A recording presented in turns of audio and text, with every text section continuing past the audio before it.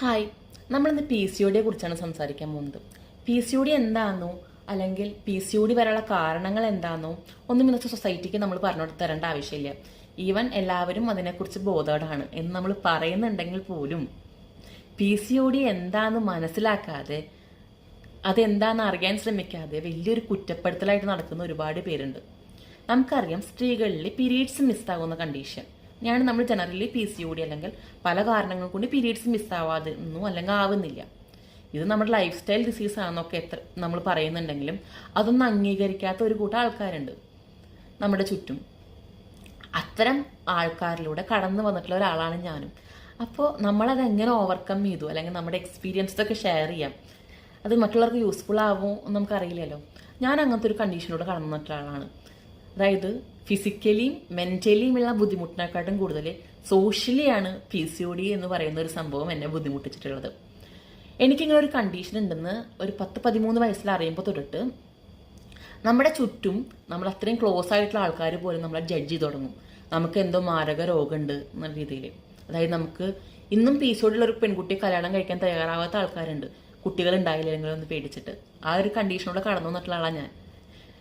13-14 വർഷം എടുത്തു അവിടെ നിന്ന്, അല്ലെങ്കിൽ അവരാ ഒരു ചിന്ത മാറ്റാൻ. എനിക്കൊരു കുഞ്ഞുണ്ടാവുന്നവരും അവരങ്ങനെ ചിന്തിച്ചുകൊണ്ടിരുന്നത്. അത്രയും നാളും നമ്മൾ അനുഭവിക്കുന്ന ഒരു മെന്റൽ സ്ട്രെസ് ഉണ്ട്, അത് നമുക്ക് മറ്റൊരാളോട് പറഞ്ഞറിയിക്കാൻ പറ്റില്ല. എൻ്റെ 13 വയസ്സിലാണ് അല്ലെങ്കിൽ അപ്പോൾ തൊട്ടിട്ടാണ് പി സി ഒ ഡി എന്ന് പറയുന്ന കണ്ടീഷൻ അല്ലെങ്കിൽ അതിൻ്റെ സിംറ്റംസ് കണ്ടു തുടങ്ങിയതെങ്കിലും അതിന് മുന്നേ തൊട്ടിട്ട് ആ ഒരു രീതിയിലുള്ള ഒരുപാട് സ്റ്റേറ്റ്മെൻറ്റ്സ് അല്ലെങ്കിൽ നമ്മളെ മെൻ്റലി തളർത്തുന്ന ഒരുപാട് കാര്യങ്ങളിലൂടെ ഞാൻ ചെറുപ്പത്തിലേ കടന്നു വന്നിട്ടുണ്ട്. ഞാൻ ജനിച്ച സമയത്ത് എൻ്റെ ശരീരത്തിൽ അല്ലെങ്കിൽ എൻ്റെ ഓവറോൾ ബോഡിയിൽ എനിക്ക് നല്ല രീതിയിൽ ഹെയർ ഗ്രോത്ത് ഉണ്ടായിരുന്നു. എൻ്റെ അച്ഛൻ്റെ വീട്ടിൽ എല്ലാവർക്കും നല്ല രീതിയിൽ ഹെയർ ഗ്രോത്ത് ഉണ്ട്, ആണുങ്ങൾക്ക് മാത്രമല്ല സ്ത്രീകൾക്കും. അച്ഛൻ്റെ സിസ്റ്റേഴ്സിനായാലും അവരുടെ മക്കൾക്കായാലും അതായത് ചേച്ചിമാർക്കായാലും ശരി നല്ല രീതിയിൽ ഹെയർ ഗ്രോത്ത് ഉണ്ട്. ആസ് യൂഷ്വൽ എനിക്ക് എൻ്റെ അച്ഛൻ്റെ പാരമ്പര്യം കിട്ടിയത് കാരണം ഞാൻ ജനിച്ച സമയത്തും എൻ്റെ മേത്ത് നല്ല രീതിയിൽ ഹെയർ ഗ്രോത്ത് ഉണ്ടായിരുന്നു. കയ്യ്, കാല്, ശരീരം മൊത്തം, മീശ, താടി, അങ്ങനെ കുഞ്ഞു കുഞ്ഞ് രോമ വളർച്ച അങ്ങനെ നമുക്കുണ്ടാവുമല്ലോ, അങ്ങനെ ഉണ്ടായിരുന്നു. അപ്പോൾ ആദ്യമൊക്കെ എല്ലാവരും പറയില്ലേ മഞ്ഞളിട്ട് കുളിപ്പിച്ചാൽ മതി പോവും, അങ്ങനെ എല്ലാവരും പറഞ്ഞു. എന്നെ ചെറുപ്പത്തിലൊക്കെ മഞ്ഞളിട്ട് കുളിപ്പിച്ചു. എൻ്റെ ശരീരത്തിൽ നിന്ന് ഹെയർ ഗ്രോത്ത് ഒന്നും പോയില്ല.